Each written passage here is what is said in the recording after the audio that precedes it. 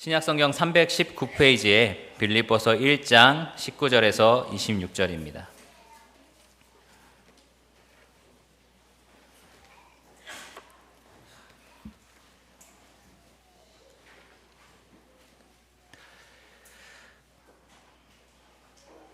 먼저 본문을 읽겠습니다. 제가 읽도록 하겠습니다. 이것이 너희의 간구와 예수 그리스도의 성령의 도우심으로 나를 구원에 이르게 할 줄 아는 고로 나의 간절한 기대와 소망을 따라 아무 일에든지 부끄러워하지 아니하고 지금도 전과 같이 온전히 담대하여 살든지 죽든지 내 몸에서 그리스도가 존귀하게 되게 하려 하나니 이는 내게 사는 것이 그리스도니 죽는 것도 유익함이라. 그러나 만일 육신으로 사는 이것이 내 일의 열매일진데 무엇을 택해야 할지는 나는 알지 못하노라. 내가 그 둘 사이에 끼었으니 차라리 세상을 떠나서 그리스도와 함께 있는 것이 훨씬 더 좋은 일이라. 그렇게 하고 싶으나 내가 육신으로 있는 것이 너희를 위하여 더 유익하리라. 내가 살 것과 너희 믿음의 진보와 기쁨을 위하여 너희 무리와 함께 거할 이것을 확실히 아노니 내가 다시 너희와 같이 있으므로 그리스도 예수 안에서 너희 자랑이 나로 말미암아 풍성하게 하려 함이라. 잠시 기도하신 후에 말씀을 이어가도록 하겠습니다. 하나님 감사합니다. 오늘 이 빌립보서 말씀을 통하여 정말 사는 것이 그리스도요 죽는 것은 오히려 더 유익하다고 고백한 이 바울의 고백처럼 저희 모든 성도들이 사는 것이 그리스도요 죽는 것도 그리스도인 자들이 되게 하여 주시옵소서. 이 말씀 시간 주님께서 인도하여 주시옵고 성도님들의 마음을 열어서 주님의 말씀의 진리를 듣고 순종하는 자들 되게 하여 주시옵소서. 이 모든 것 예수 그리스도 이름으로 기도드렸습니다. 아멘. 지난 시간에 저희는요 그 모든 환경을 뛰어넘는 기쁨의 이유라는 제목으로 말씀을 들었습니다. 결론적으로 말해서 사도 바울에게 있어서 환경을 뛰어넘는 기쁨의 이유는 바로 예수 그리스도였습니다. 그는 감옥에 있었고 또 그가 감옥에 있으면서 여러 사람들이 그를 괴롭게 하려고 복음을 전했지만 그러면 무엇이냐라고 하면서 그리스도가 전파되면 나는 그걸로 기뻐하겠다라고 말을 했습니다. 사도 바울에게 있어서 기쁨의 이유는 바로 예수 그리스도였습니다. 19절에 이어서 사도 바울이 왜냐하면이라고 말씀을 시작하는데요. 여러분 가진 성경에는 왜냐하면이라는 말이 없을 것입니다. 근데 19절 마지막에 보면 이르게 할 줄 아는 고로라고 말이 돼 있잖아요. 이 고로가 다른 말로 하면 뭐뭐하기 때문에 라는 표현이고요. 바로 18절에 대한 이유를 설명하고 있는 것입니다.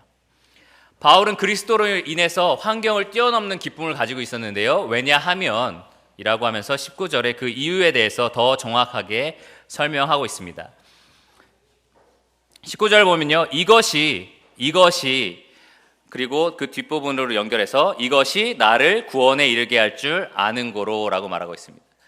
사도 바울이 기뻐했던 이유는 바로 이것이 사도 바울을 구원에 이르게 하기 때문이다라고 말을 한 것입니다. 자, 그래서 이것이 무엇이냐라는 생각이 들죠. 이것은 바로 사도 바울이 처한 18절까지의 상황입니다. 사도 바울이 감옥에 갇혀 있었던 것, 그리고 사도 바울이 감옥에 있으면서 많은 형제들이 복음을 전했는데 그 가운데 좋은 뜻에서 전한 사람도 있고 그 가운데 아주 나쁜 뜻으로 복음을 전한 상황이었습니다. 그러한 상황에서 그리스도가 전파되는 상황이었는데요. 바로 이러한 모든 상황이, 자기를 둘러싼 이 모든 상황이 자기 자신을 구원에 이르게 할 줄 알기 때문에 이 사도 바울이 기뻐하겠다라고 말하였습니다. 자, 그러면 여기서 또 구원이 무엇이냐라는 문제가 생기는데요. 또 많은 사람들이 이 구원에 대해서 이 감옥에서 석방되는 것이다라고 말을 합니다. 구원 하니까 이 감옥에서의 석방이라고 표현을 하는데요. 그래서 표준 세번역이나 우리말 성경에는 아예 성경이 이것이 나를 풀려나게 하리니 이런 식으로 번역이 돼 있어요. 성경 자체가. 그런데 제 개인적인 생각으로는 또 많은 사람들이 말하기를 이 구원이 그러한 감옥에서 풀려나는 석방이 아니라 이 하나님 앞에 섰을 때 영원하게 우리가 받는 그 영화롭게 되는 구원의 완성 지점, 구원이 완성되는 그 지점을 말한다라고 생각합니다.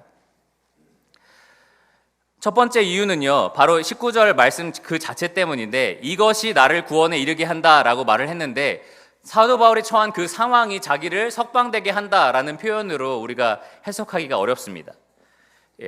사도 바울을 괴롭게 하기 위해서 복음이 전해지는 상황이 자기를 석방하게 할 것이다. 이거는 조금 말이 되지 않습니다. 또 두 번째로는 사도 바울의 전체적인 관심이 영원한 것에 있다라는 거예요. 1장 6절을 보시면 너희 안에서 착한 일을 시작하신 이가 그리스도 예수의 날까지 이루실 줄을 우리는 확신하노라.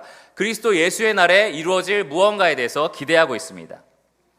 10절도 보시면 너희로 지극히 선한 것을 분별하며 또 진실하여 허물 없이 그리스도의 날까지 이르고, 그리스도의 날까지 이르러서 허물 없이 서게 될 그날을 사도 바울이 기대하고 있습니다. 또 20절을 보면요, 자기가 살든지 죽든지 관계가 없다라고 말하고 있습니다. 23절엔 더 나아가서 죽는 것이, 예수 그리스도 앞에 서는 것이 훨씬 더 자기에게 좋은 일이라고 말하고 있습니다. 그래서 19절에 말하고 있는 구원은요, 단지 감옥에서 자기가 석방되게 될 거다라는 말이 아니라 이 모든 환경을 통해서 하나님께서 나를 구원하실 것이다. 나를 하나님 앞에 섰을 때 허물 없이 하나님께 영광 돌리는 모습으로 나를 만들어 주실 것이다 라는 확신입니다. 사도 바울이 그리스도로 온전히 기뻐할 수 있었던 이유는요, 19절 말씀은 하나님께서 자기가 처한 그 모든 상황을 통해서 자기를 온전히 구원하실 거라는 확신 때문이었습니다. 6절 말씀이 사도 바울에게 적용되는 지점인데요, 사도 바울 내 안에서 착한 일을 시작하신 그리스도가 예수 그리스도의 날까지 모든 것을 이루실 것을 나는 확신한다 라는 그 믿음이 이 19절에 드러나 있는 것입니다. 그래서 흠정역 성경은 아예 이렇게 번역이 되어 있습니다.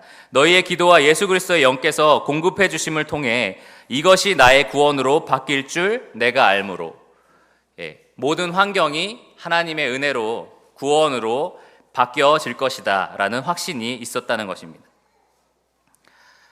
자, 그런데 바울은요, 여기서 두 가지 하나님께서 사용하시는 도구를 말하고 있습니다. 하나님께서 이 모든 환경을 구원에 이르게까지 하실 것인데 두 가지를 통해서 하신다라고 말하고 있습니다. 첫째는요, 예수 그리스도의 성령이고요. 둘째는 너희의 간구, 성도들의 기도입니다. 이 두 가지는 사실 성도가 구원에 이르는데 아주 중요한 역할을 하고 있는데요. 첫 번째로 예수 그리스도의 영, 성령의 도우심은 아주 중요한 역할을 담당합니다. 예수님께서는 성령님을 약속하실 때 진리의 영이라고 부르셨는데요, 그러면서 그 진리의 영이 너희에게 오면 나에 대해서 드러낼 것이다 라고 말씀하셨습니다.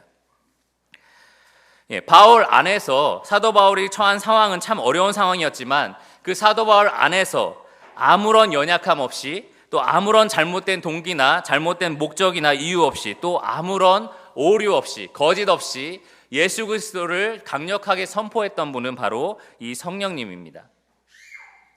사도 바울의 기쁨을 잃지 않을 수 있었던 이유는 그 성령님께서 그리스도를 사도 바울 안에서 강력하게 선포하셨기 때문입니다.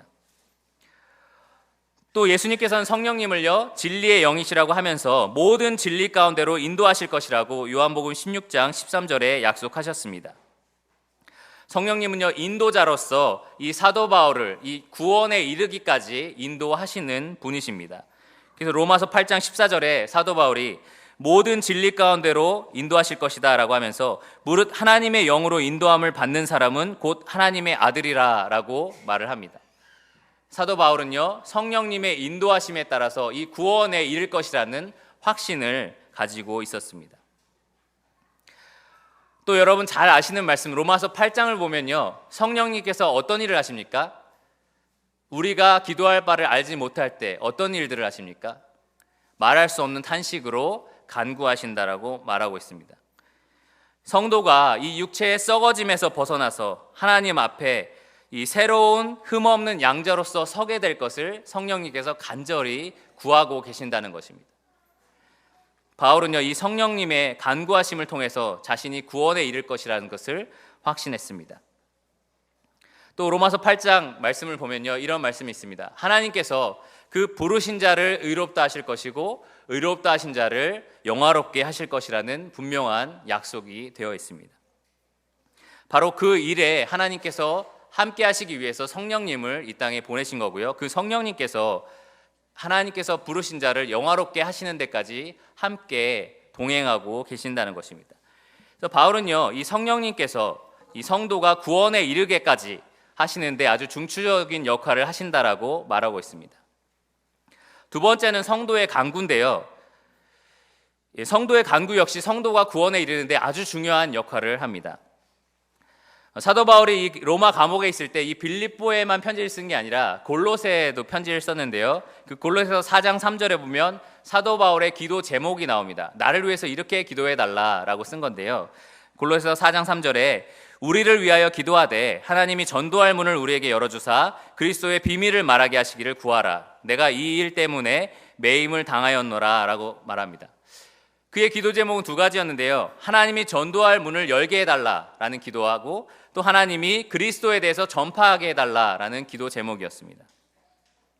아마도 빌립보 성도들이 같은 기도 제목으로 바울을 위해서 기도했을 것이고요. 사실 이 기도는 결실을 맺었습니다. 사도 바울은 갇혀 있었고 로마 감옥에서 움직일 수 없는 상태였지만 지난 시간에 저희가 배운 것처럼 사도 바울을 둘러싸고 있던 그 시위대와 그 주위의 모든 사람들에게 복음이 전해질 수 있었습니다. 복음의 문이 열렸습니다. 또 더 나아가서 이 바울 때문에 형제 중 다수가 담대하게 복음을 전파함으로 그리스도가 전파되는 일이 있었습니다. 성도의 기도가 실제로 이루어진 것입니다.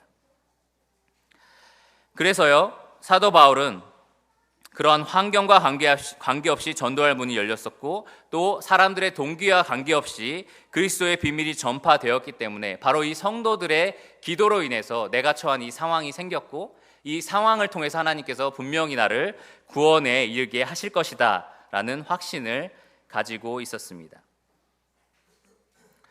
성도들의 기도는 이렇게 중요합니다. 성도들이 기도할 때 하나님이 들으시기 때문입니다. 성도들의 간구는요, 예수 그리스도의 이름을 힘입어서 아버지 하나님께 상달이 됩니다.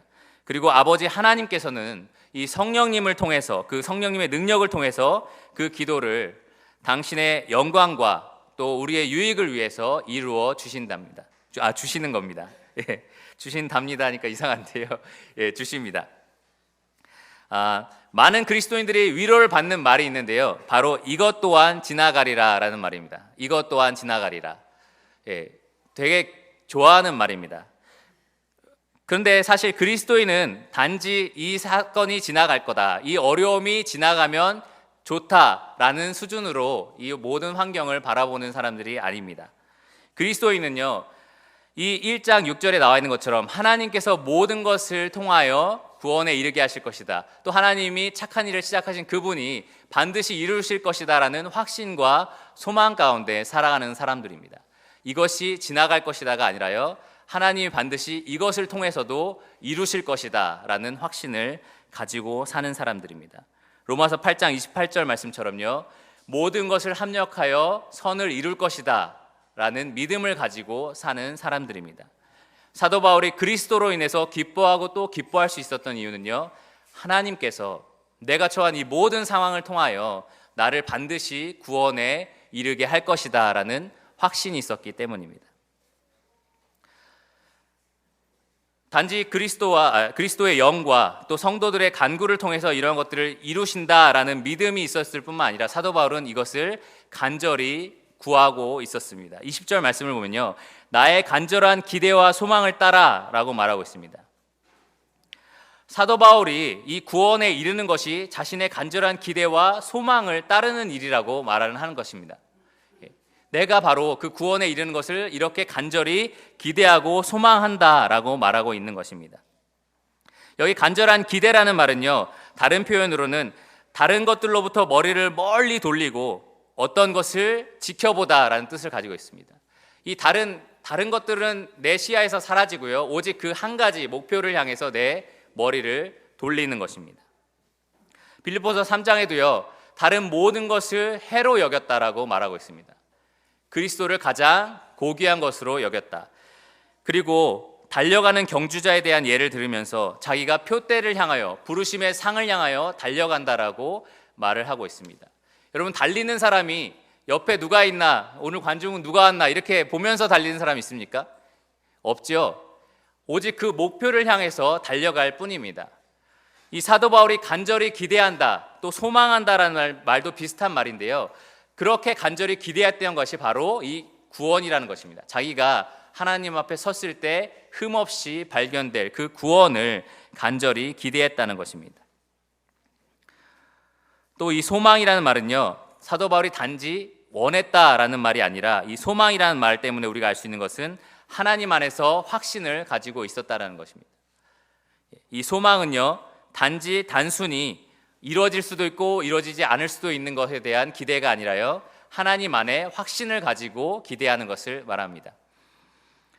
바울은요, 이 자신이 구원에 이르는 것에 대해서 간절히 기대하고 소망을 했었습니다. 그리고 나서 20절 뒷부분에는요, 자신이 기대하고 소망하는 내용이 무엇인지 더 구체적으로 말하고 있는데 두 가지입니다. 하나는요, 부끄럽지 않고 담대하게 서는 것. 부끄럽지 않고 담대하게 서는 것. 그리고 두 번째는 자신을 통해서 그리스도가 존귀하게 되는 것입니다. 첫째로 부끄럽지 않고 담대하게 서는 것인데요. 저희가 한글 성경을 잘 읽어보면 바울은 정말 나는 더 이상 부끄러워하지 않을 거야, 나는 담대할 거야 라는 강한 의지를 보여주고 있구나 라고 오해하기가 쉽습니다. 근데 여기 20절 말씀은요, 나는 부끄러워하지 않을 거다, 나는 담대할 거다 라고 말하고 있는 게 아니라요, 자신이 부끄럽지 않게 될 것과 자신이 하나님 앞에서 담대하게 될 것을 소망하고 기대한다라고 말하고 있는 것입니다. 무슨 말인지 아시겠어요? 자신의 의지를 보여주는 게 아니라 자신의 확신을 보여주고 있는 거예요. 하나님 안에서 나는 부끄러움을 당하지 않을 것이고 하나님 안에서 나는 담대하게 그분 앞에 설 것이다 라는 확신을 말하고 있는 것입니다. 부끄럽지 않다라는 말은요, 여러 가지 표현이 될 수 있습니다. 사실 사도 바울이 가는 곳마다 부끄러움을 많이 당했잖아요. 전에 제가 이 자리에서 말씀드린 것처럼 빌립보 교회를 처음 세울 때도 바울은 옷이 다 벗겨지고 그 자리에서 맞는 부끄러움을 당했습니다. 가는 곳곳마다 사도 바울은 여러 가지 부끄러움을 당했어요. 근데 여기서 아무 일에든지 부끄러워하지 않을 것이다 라는 사도 바울의 확신은요, 그 모든 부끄러울 만한 일들이 자신을 결국 하나님 앞에 섰을 때 아무것도 자신을 부끄럽게 만들 일이 없다라고 확신하고 있는 것입니다. 결국은요, 하나님의 심판대 앞에서 나를 부끄러워할 것들, 나를 부끄럽게 만들 일들이 전혀 없어질 것이다 라고 확신하고 있는 것입니다. 로마서 9장 33절을 보면 더 사도 바울의 말을 분명히 알 수 있는데요, 이사야 28장 16절을 가지고 와서 사도 바울이 이렇게 말합니다. 그를 믿는 자는, 예수 그리스도를 믿는 자는 부끄러움을 당하지 아니하리라. 로마서 10장 11절에도요, 그를 믿는 자는, 예수 그리스도를 믿는 자는 부끄러움을 당하지 아니하리라. 우리가 이 땅에 살면서요, 예수 그리스도를 믿는다는 이유로 수많은 부끄러움을 당할 수 있습니다.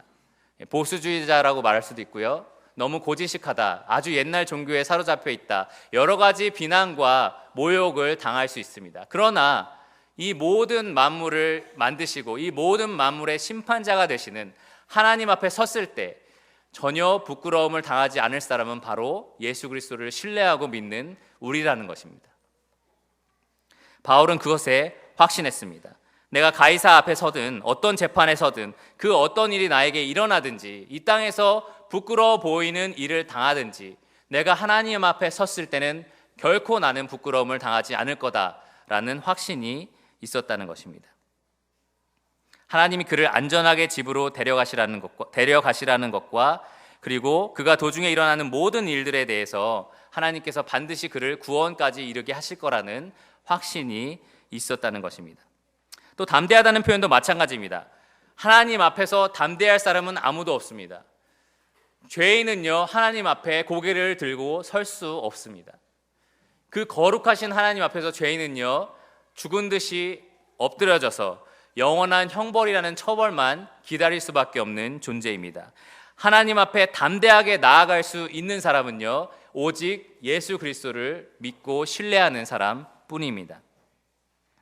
두려움 없이, 부끄러움 없이 하나님 앞에 나아갈 수 있는 사람은 그리스도 안에 있는 사람입니다. 에베소서 3장 12절에 사도 바울은요, 우리가 그 안에서, 예수 그리스도 안에서 예수 그리스도를 믿음으로 말미암아 담대함과 확신을 가지고 하나님께 나아감을 얻느니라 라고 말하고 있습니다. 그리스도가 있기 때문에 하나님 앞에서 부끄러움을 당하지 않고 그리스도 때문에 하나님 앞에 담대하게 나아가는 것입니다. 그렇기 때문에 사도 바울은요, 내가 간절히 기대하고 소망하는데 그것은 하나님께서 나로 부끄럽게 아니하시고 하나님 앞에 담대하게 서게 하실 것이다 라는 그러한 기대와 소망을 가지고 있었습니다. 또 두 번째는 그리스도가 내가 살든지 죽든지 간에 내 몸을 통해서 존귀하게 될 것이라는 기대와 소망을 가지고 있었습니다. 사도 바울은 자기가 살겠다, 죽겠다라는 소망을 가지고 있었던 게 아니고요, 내가 살든지 죽든지 관계가 없다라고 말하고 있습니다. 내가 사는 것도 관계없고 죽는 것도 관계없고, 내가 관계 있는 것은 무엇이냐? 그리스도가 나를 통해서 존귀하게 되는 것, 그리스도가 나를 통해서 영화롭게 되는 것이 나의 기대와 소망이다라고 말하고 있습니다. 18절에서는 어떻게 되든지 간에 그리스도가 전파된다면 나는 기뻐하고 기뻐하겠다라고 말했습니다. 근데 20절에서는요, 살든지 죽든지 간에 그리스도가 존귀하게 된다면 그것이 바로 나의 기대와 소망이다, 나는 그것을 원한다라고 말하고 있습니다. 바울이 그렇게 말할 수 있었던 이유는 21절에 나오는데요, 이는 내게 사는 것이 그리스도니 죽는 것도 유익함이라.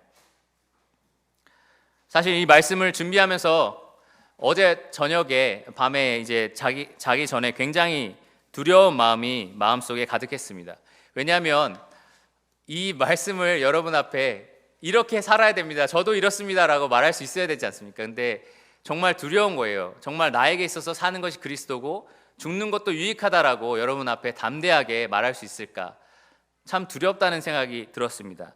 마틴 로이드 존스는 이 말씀 21절을 가지고 사도 바울이 한 말 중에 가장 숭고하고 중대한 말씀이다 라고 하면서 이 말씀을 읽을 때 마치 거룩한 땅에 선 느낌이다 라는 얘기를 했어요.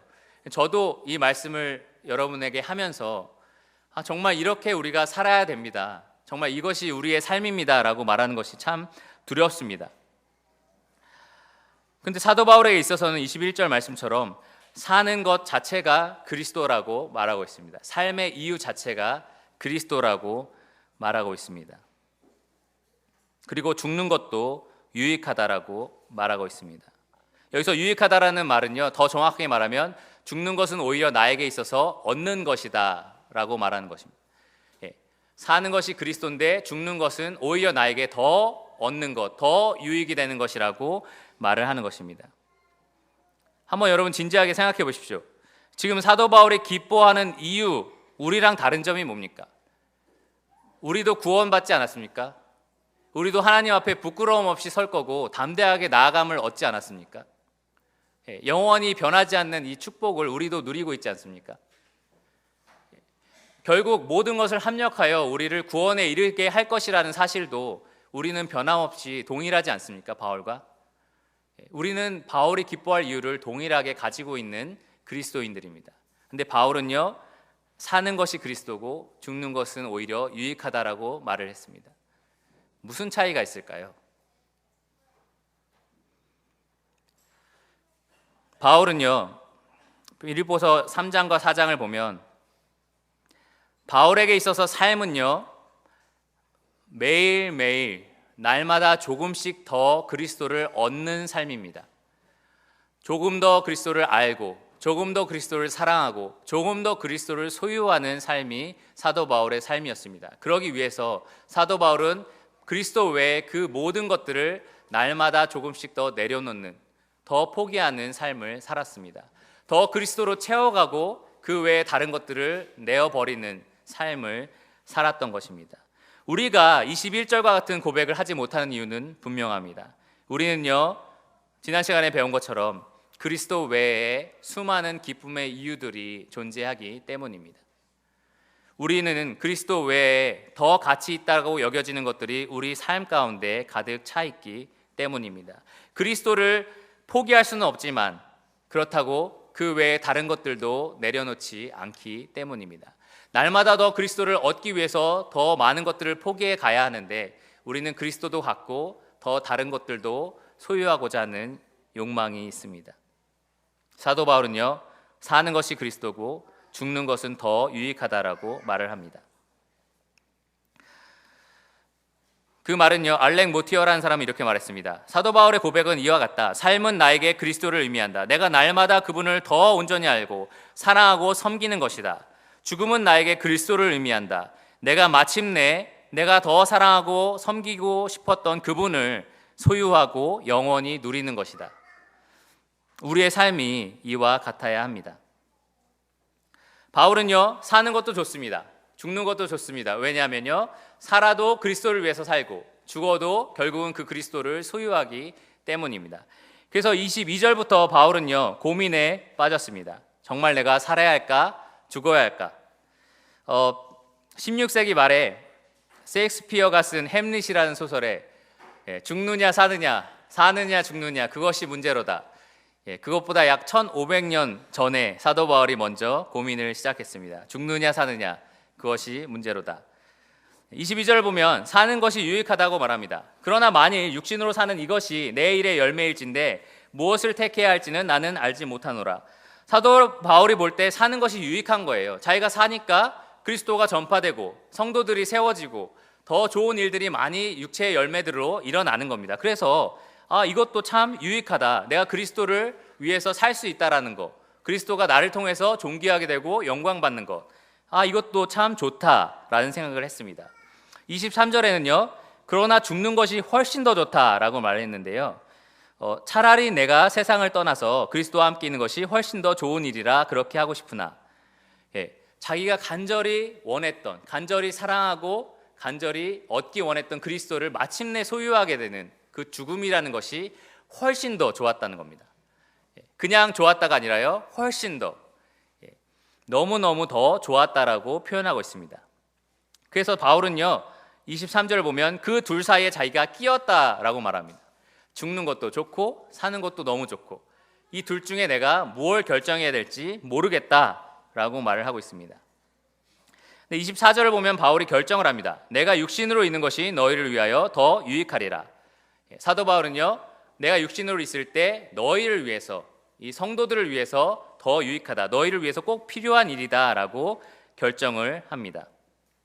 자, 25절, 26절은요, 그렇게 선택한 이유에 대해서 설명하고 있는데요, 25절을 보면 내가 살 것과 너희의 믿음의 진보와 기쁨을 위하여 너희 무리와 함께 거할 이것을 확실히 아노니 라고 말하고 있는데요, 25절에 살 것과 너희 무리와 함께 거할 이것을 확실히 안다라는 표현은 내가 이제 곧 석방돼서 너희랑 함께 할 거를 내가 안다라는 표현일 수도 있습니다. 근데 좀 무게는 어디에 있냐면 내가 살았을 때 너희를 위해서 더 유익할 것을 안다라는 데 무게가 있습니다. 그러니까 내가 산다면 너희에게 더 유익이 될 거다라는 것에 확신이 있었던 겁니다. 세 가지가 있는데, 첫째로는 바울이 살았을 때 세 가지로 성도들에게 유익했는데요, 처음에는 믿음의 진보, 그리고 믿음 안의 기쁨, 그리고 마지막으로 성도의 자랑입니다. 일단 믿음 안의 진보라는 것은요, 아까 제가 말씀드린 것처럼 바울과 저희의 차이, 저희가 받은 특권과 축복은 바울과 동일합니다. 그런데 저희와 차이가 있다면 바울은 정말 그리스도를 얻기 위해서 모든 것을 포기해 가는 사람이었고, 저희는 그렇지 못한 사람이었습니다. 마찬가지로 사도 바울은 자기가 살았다면, 살아서 다시 그들과 함께 있을 수 있다면 이 빌립보 성도들을 여러 말로 위로했겠죠. 격려하고 권면했을 겁니다. 어떻게요? 이 모든 것들을 버리고 그리스도로 인해 충만한 삶을 살라고 권고했을 것입니다. 마치 빌립보서 말씀처럼 하늘을 생각해라. 너희의 시민권은 하늘에 있다. 너희가 표대를 향해 달려가라 라고 말한 것처럼 이 바울이 그들과 함께 있다면 이 성도들의 믿음이 더 진보됐을 것입니다. 이 세상 것이 아니라 하나님으로 가득 찰 수 있는 사람들이 되었을 것입니다. 두 번째로 믿음의 기쁨. 이 우리가 그리스도를 얻어서 그리스도로만 충만하다면 우리가 잃어버리는 것들 때문에 이거에 정말 기쁠까 이럴 수 있어요. 정말 맨날 말씀만 보고 맨날 기도만 하고 하나님만 생각하면 기쁠 수 있을까? 이런 생각을 하는데요, 사실 믿음의 진보가 있다면 이 사도 바울처럼 기뻐할 수 있습니다. 정말 그리스도만 우리 안에 있다면 우리가 정말 더 기뻐할 수 있습니다. 정말 사도 바울처럼 죽는 것이 더 유익하다라고 말할 수 있습니다. 그래서 바울이 그들과 함께 있다면 그들은 믿음 안에서 자랄 뿐만 아니라 기쁨도 충만했을 것입니다. 마지막으로 성도의 자랑인데요, 성도의 자랑, 여기서 자랑은 그리스도 예수 안에 있는 자랑을 말합니다. 26절에 나와 있는 것처럼 그리스도 예수 안에서의 자랑. 예수님이 계시기 때문에 성도가 가질 수 있는 자랑들. 아마도 사도 바울이 처음에 얘기했던 그 구원의 확신, 모든 것을 합력하여 하나님께서 이루실 선, 이러한 예수 그리스도 때문에 생기는 자랑들일 것입니다. 바로 그러한 자랑이 바울이 그들과 함께 있다면 더 풍성하게 넘칠 수 있을 것이다 라고 말하고 있는 것입니다. 바울은 아마도 그들과 함께 있다면 그리스도에 대해서 전파했을 것이죠. 그리고 사도 바울의 삶이 정말 우리 교회도 내가 죽는 게 더 유익하다라는 사람이 한 10명만 있으면 어떻게 될까요? 모든 성도들이 다 변하지 않겠습니까? 마찬가지로 바울이 이 교회에 더해진다면 바울을 통해서 그리스도로 인해서 자랑이 성도들의 삶에 넘칠 것입니다. 마지막으로 바울이 석방돼서 하나님의 섭리에 의해서 이렇게 놀라운 역사가 이루어졌다는 사실에 성도들이 또 그리스도로 인해서 기뻐했을 것입니다. 바울은 그래서 믿음의 진보와 기쁨과 성도의 자랑을 위해서 내가 너희와 함께 있는 것, 사는 것이 더 유익하다라고 결론을 내렸습니다. 결론적으로 말씀을 드리면요, 예수님은 천국에 대한 비유를 들으면서 이렇게 말씀하셨습니다. 천국은 마치 밭에 숨긴 보화를 얻기 위해서 자신이 가진 모든 것을 판 사람과 같다라고 말씀을 하셨습니다. 그 비유에 나오는 사람이 바로 이 사도 바울 같은 사람입니다. 자신의 모든 것을 다 팔았고요, 이 보물을 얻었습니다. 이 보물의 가치는요, 자신의 모든 것을 잃었을 때 더 분명해집니다. 자신의 모든 것을 다 팔아도 될 만큼 그것이 가치 있다라고 여기는 사람에게 정말 더 가치 있게 여겨집니다. 사도 바울이 21절에 말씀하고 있는 내게 사는 것이 그리스도니 죽는 것도 유익함이다. 이 표현은요, 그 보물의 가치를 알고 있는 사람의 고백입니다. 오늘날 저희가 예수 그리스도로 인해서 살고 죽을 수 없는 이유는 그것의 가치를 제대로 모르기 때문입니다. 전에 말씀드린 것과 같이 그리스도인의 삶은요, 한마디로 이렇게 정리할 수 있습니다. 날마다 조금씩 더 그리스도를 소유하는 것, 그러기 위해서 날마다 조금씩 더 그 외에 다른 것을 버려가는 것입니다. 그리스도인의 삶을 살면서 저와 아내가 가끔 이런 얘기를 합니다. 예전에 현준아의 아버지께서 수요일 간증을 하실 때 이런 말씀을 하신 적 있어요. 정말 이렇게 살아서는 안 된다라는 얘기를 많이 하셨는데요. 저는 그 얘기를 들으면서 우리 모두는 다 그런 생각을 갖고 사는 것 같습니다. 그리스도인으로서 나 이런 모습 안 돼. 정말 이렇게 살아서는 안 돼. 언젠가 나는 달라질 거야. 언젠가 나 성경 일독할 거고, 언젠가 나는 기도 정말 매일매일 1시간씩 할 거고, 언젠가 나는 그리스도로 인해서 더 기뻐할 수 있는 사람이 될 거야. 그러한 각오와 다짐을 가지고 우리는 살아갑니다. 그런데 그러한 각오와 다짐이 오늘 내가 아무것도 하지 않을 때 매일매일 그냥 각오와 다짐으로 그냥 남고 맙니다. 10년이 흐르고 20년이 흐르고 주님 앞에 갈 때까지 그것은 그냥 각오와 다짐에 머무르고 맙니다. 오늘 여러분 그리스도를 위해서 무엇을 포기하시겠습니까? 오늘 여러분 그리스도를 소유하기 위해서 무엇을 더 얻겠습니까? 무엇을 더 그리스도를 위해서 희생하시겠습니까? 그것이 여러분들이 이 21절과 같은 고백을 할 수 있는지 없는지를 결정하게 될 것입니다. 담대하게 저희가 다음에는 다 같이 일어서서 정말 사는 것이 그리스도니 죽는 것도 유익하다라고 함께 고백하는 날이 왔으면 좋겠습니다. 기도하시고 말씀을 마치겠습니다.